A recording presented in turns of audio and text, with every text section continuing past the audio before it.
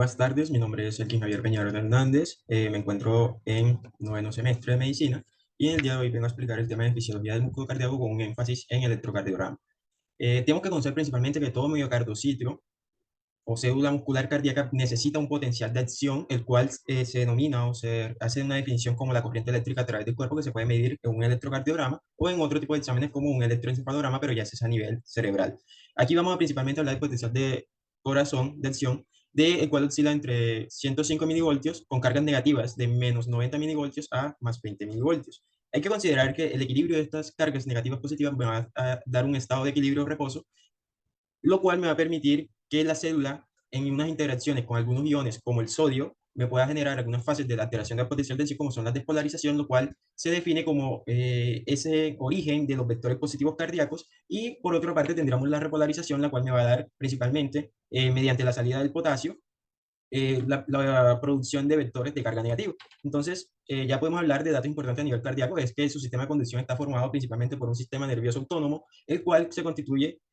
o va a mandar impulsos sobre el nodo sinoauricular, el cual se considera el marcapasos principal del corazón, que tiene una capacidad de automatismo. Hay que conocer que esta capacidad de automatismo es lo que va a permitir una funcionalidad de independencia del latido cardíaco, por lo tanto, él se va a encargar de producir esos latidos y distribuirlos a través de todo este sistema de conducción. Por lo tanto, se considera que cuando un nodo sinoauricular funciona de manera adecuada, su frecuencia cardíaca de una persona normal va a ser de entre 60 a 100 latidos por minuto y va a dar un ritmo sinusal en el electrocardiograma. Por otra parte, tenemos lo que es el nodo atrioventricular, que también tiene esa capacidad de automatismo cardíaco, el cual, si en alguna alteración o llega a dejar de funcionar el nodo sinoauricular, se hace encargo de los latidos o de un marcapaso auxiliar, como también se denomina ese nodo atrioventricular, y va a generar frecuencias cardíacas un poco más leves en comparación al nodo anterior, y estas van a oscilar entre 40 a 60 latidos por minuto. Ya se habla de un ritmo nodal cuando hay ausencia de algunos criterios que voy a detallar más adelante. El last days es aquel que va a dar la transmisión de este sistema de impulso o de conducción a través del tabique ventricular para posteriormente llegar a las fibras de Purkinje que se encuentran principalmente alrededor de los miocardiocitos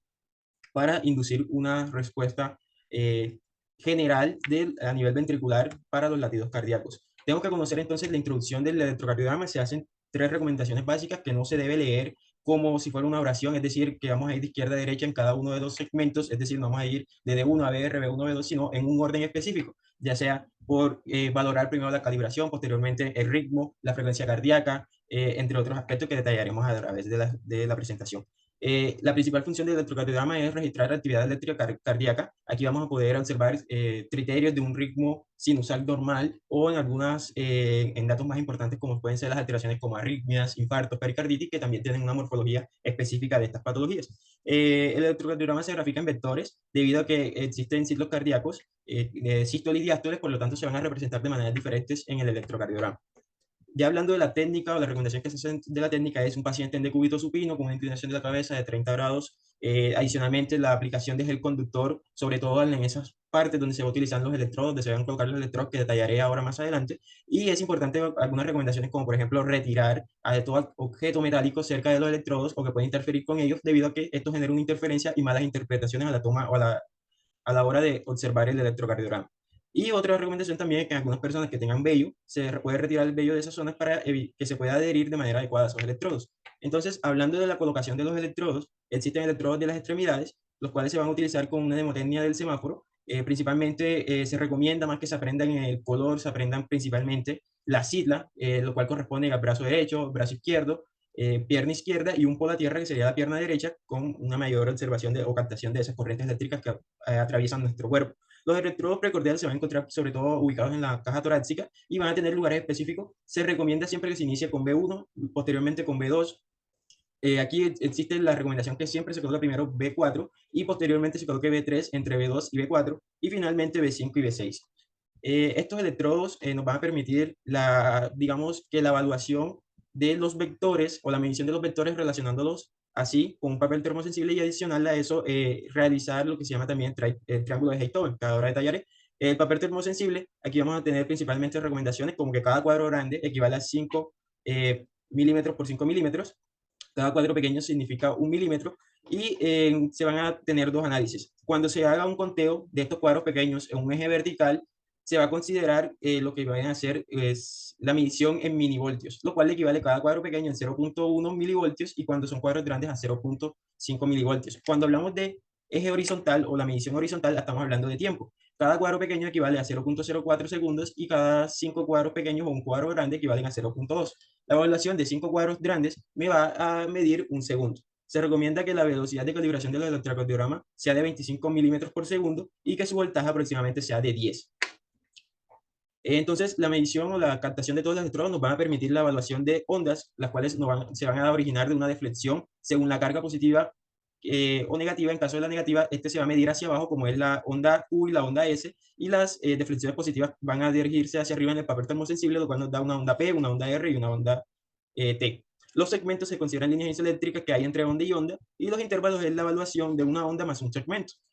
Principalmente para valorar tiempos adecuados en la respuesta del ciclo cardíaco, que en algunas patologías se pueden ver alterados como los bloqueos, sobre todo los bloqueos atrioventriculares. Aquí entonces tenemos los vectores, lo que ya mencioné anteriormente, que existen unas cargas positivas y unas cargas negativas. Lo normal es que a nivel auricular se encuentre una carga negativa y a nivel del lápiz una carga positiva. Por lo tanto, diferentes estructuras van a generar una despolarización, por lo tanto me pueden inducir a una onda positiva y a unas ondas negativas. Si estas ondas son de carácter positivo, en el papel termosensible se va a ilustrar hacia arriba y si son de carácter negativo, pues hacia abajo. Y también se dice que si son ondas iguales de la misma carga van hacia arriba o que si son contrarias hacia abajo. Entonces, acá otra vez un repaso en esa relación de los vectores y del electrocardiograma. Como mencioné anteriormente, las ondas positivas van a tener una deflexión hacia arriba y las ondas de carga negativa una deflexión hacia abajo. Aquí existen lo que ya son las derivaciones del electrocardiograma frontales, existen unas bipolares como son de 1, de 2, de 3, estándares o unipolares como ABF, ABL, ABR, y horizontales, ya que son de carácter principalmente precordial, donde vamos a encontrar esas definiciones de los electrodos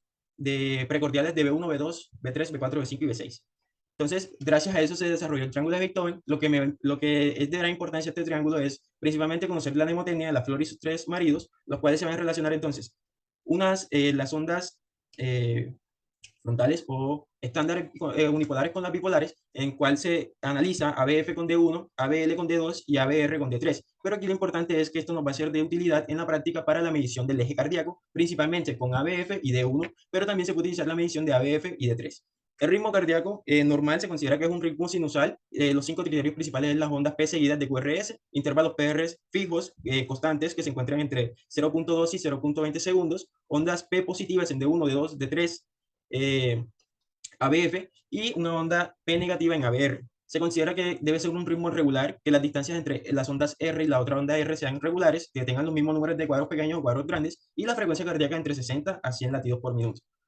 Se considera entonces para el cálculo de frecuencia cardíaca unas reglas básicas como es la regla de los 300 que mide el número de cuadros grandes entre un intervalo R y un intervalo R. Es decir, en este caso tendremos un ciclo cardíaco mediante una onda R a nivel de, como observamos en la imagen izquierda, contamos los números de cuadros grandes que hay hasta la otra R y encontramos que hay un número de 3, por lo tanto la constante es el número 300, se divide entre el número de cuadros grandes, que sería en este caso 3, y me da unos 100 latidos por minuto que estaría entre los valores normales. Pero si hacemos la regla de los 1500, que ya es una constante de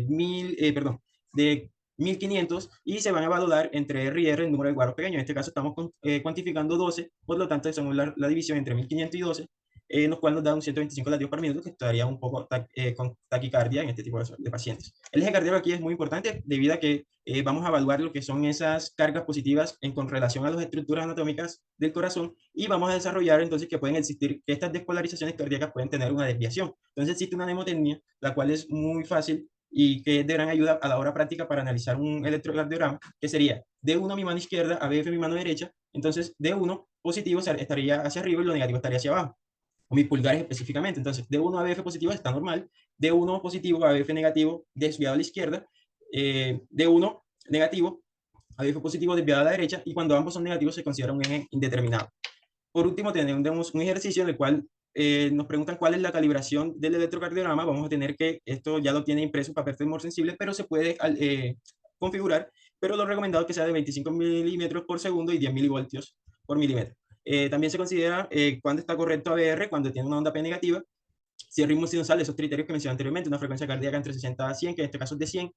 ondas P seguidas de QRS, RR con intervalos regulares, y el PR que mida entre 0.2 a 0.20 segundos. ¿Cuánto es la frecuencia cardíaca? Ya respondí esta pregunta, es de 100 latidos por minuto, utilizando la regla de los 300, de 100, perdón, 100 latidos por minuto, y el eje cardíaco utilizaremos la mnemotecnia, que es de 1 más ABF positivo, lo cual nos considera que el eje está normal. Y esto es una explicación o interpretación de las respuestas anteriormente mencionadas. Muchas gracias.